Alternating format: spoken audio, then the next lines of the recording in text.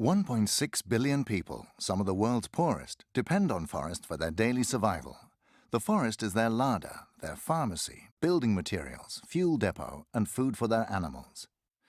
Forests are a barrier against erosion, landslides, and avalanches. They keep rivers clean and slow the speed of the water during the monsoon or spring thaw, protecting against floods and the impact of climate change. And forests are carbon sinks, absorbing as much as a fifth of all carbon emissions caused by fossil fuels. But the world is losing forest areas the size of Greece every year. Illegal logging is part of the problem.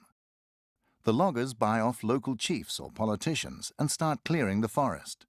Other threats include legal but unsustainable logging, plantations for palm oil or soybeans or farming.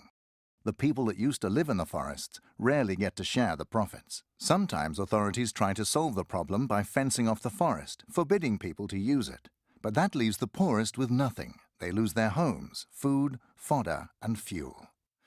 But we can prevent deforestation and bring back the forests. The key is the local communities. Several studies show that when a forest community is given the right to manage the forest and the knowledge of how to preserve it and to make a living from it at the same time, both forests and communities thrive.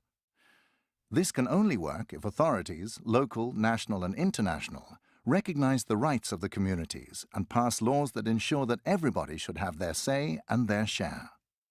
In a growing number of countries, this is already working. Hillsides that were barren are now green again. Local people have learned how to manage the forest, and at the same time, old patterns are changing. In communities where women, ethnic minorities, and the most marginalized people did not have a say, they are now aware of their rights and they voice their opinion. By giving rights to the poorest, we benefit all.